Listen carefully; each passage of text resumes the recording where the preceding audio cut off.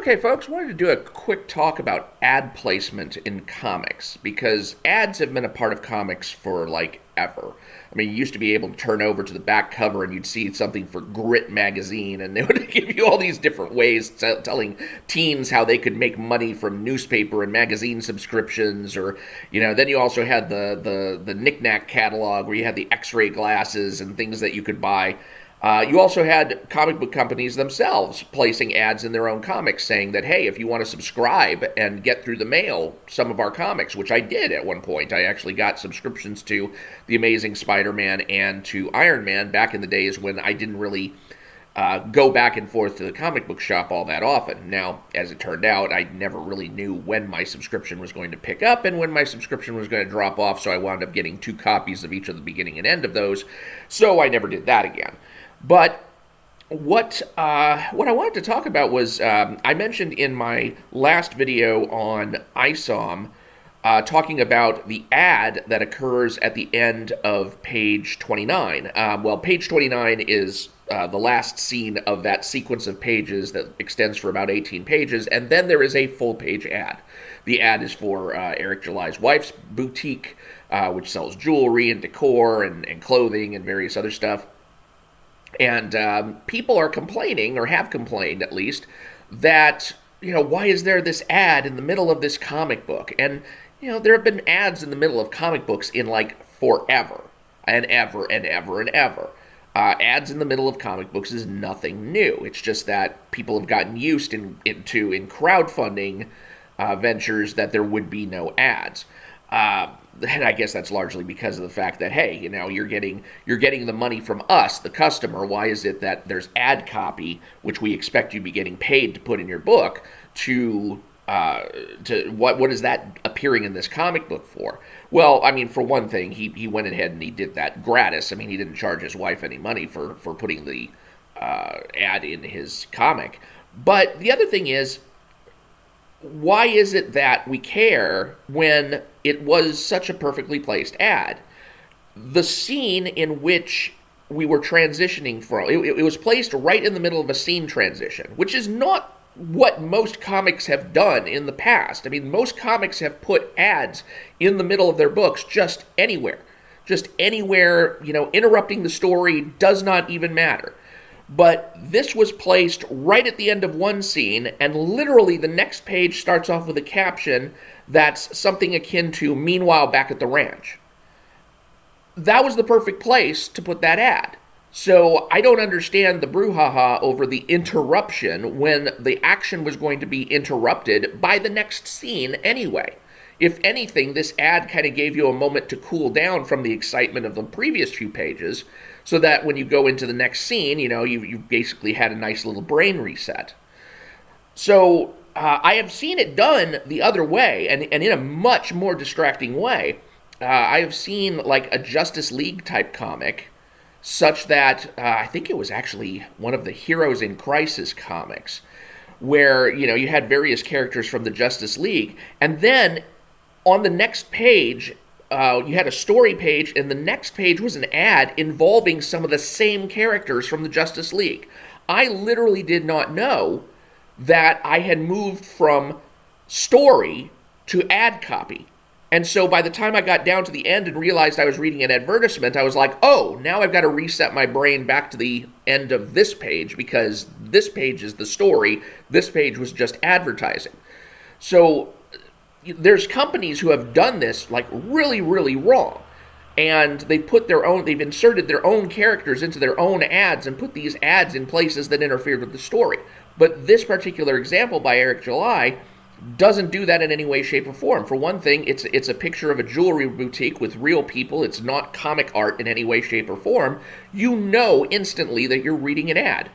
So, your brain gets a load off, and then on the next page, you're into an entirely different scene. So it's not like that jarring feeling of, oh, I'm out of the story now and into this. Well, you were just going to be out of the story and into some other calmer segment of the story anyway. So I really don't see reason to complain there.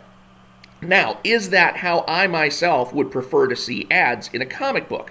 Not necessarily. I mean, like I said, I don't have a problem with an ad occurring between two scenes that are of significant enough distance that you don't mind the break.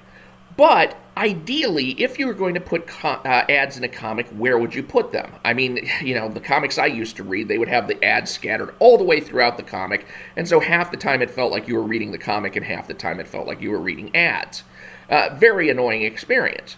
Now, what Image Comics did back in the day is they used to take all of their ads and they would put them at the back of the book. And that was interesting because once you got to the final page and then all of a sudden you saw the ads, it was kind of like, oh, okay, the comic book is over now.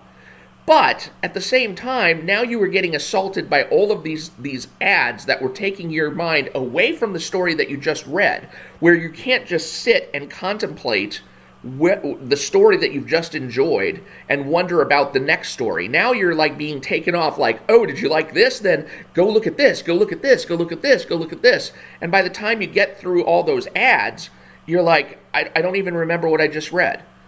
So I don't actually like the way that Image did that. I mean, it was good in the sense that it allowed for an uninterrupted story to be told from the first to the last.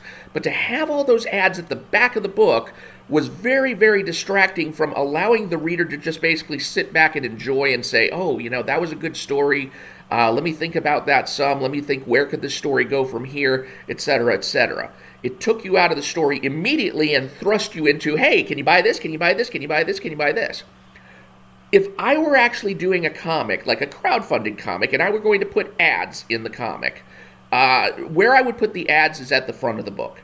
I would not have the title page first. I would first have, you open the page and maybe you'd have like, a picture just to say, hey, well, welcome to the book or something, or the characters or some panel from within the book to just say, yes, you have actually got a comic book about these characters and such. And then the next few pages would be where I would place all the ads. I would actually front load the ads into the comic so that you could look and say, oh, here's other offerings by other comic people in the same creative area, or here's stores, here's things that supported the comic. That way everything comes up front and you're able to look through all of these just calmly while you're getting to the story. And then finally I would have the title page, and then I would have the main book, and the main book would flow all the way through to the end. So that when you hit the last page, you weren't taken out of the experience by ads. You would be instead allowed to just basically say, oh, that's the last page of the book. Boy, I can't wait for the next one. I wonder where they're going to go with this story from then on. So my personal preference would be have all the ads located at the front of the book. Now, should a crowdfunded book have ads in it at all? Well, why not? I mean, if people are paying you to place their product ads in your book, I mean, how is that not win-win? I mean, it's only going to distract the reader for a moment, and if it's all front-loaded at the beginning of the book, it's only going to be for that moment where the reader's just basically skipping ahead to where this to where the title page is and to where the rest of the comic book is going to be from there. I mean, yeah, you might have a little bit of exacerbation just saying, oh my goodness, look at all this ad copy. But then you get your comic. Then you get your story in full. So, whoop-de-doo, you had to turn a few extra pages. But at the same time, the creator actually got to get some extra money up front. Now, what would be really nice is if companies would pay creators enough in advertising where they could drop the price of the crowdfunded book. I mean, think about it. If you could get, gosh, I don't know. I don't know exactly what the ad rates would go for. But let's say that you've got a comic book and you want to get $100,000 out of this comic book, and so you're going to charge X amount of money for that comic book. If you were able to get, and I don't know if this is realistic in even the slightest, if you were able to get $10,000 up front for advertising, I know that sounds kind of crazy, and I don't even think that's how much it would run for. But let's say that you did. Let's say that it was, top dollar companies like GM or Amazon or something like that, and you allowed them to put ads in your comic, and it sounds a little preposterous, I know, but just run with it. But if you could then drop the price of your comic for your readers, I mean, it's bonus all around. Yeah, I will absolutely take, 10 ads for, Best Buy or Shopify or, websites or other things. I will absolutely take that so that I'm not having to pay as much for the book as I would normally have to. Now, realistically, I'm thinking that there's no way that advertisers are going to be able to pay enough to have the price of the book dropped by any significant amount. But I'm just throwing that idea out there because I just want to... There's nothing wrong with having ads. I don't understand the aversion to it, and, you know, your mileage may vary. I'm Mike Partika. Thank you for watching. Do subscribe. I will hopefully have some more ISOM reviews for you soon, and I will talk to you later.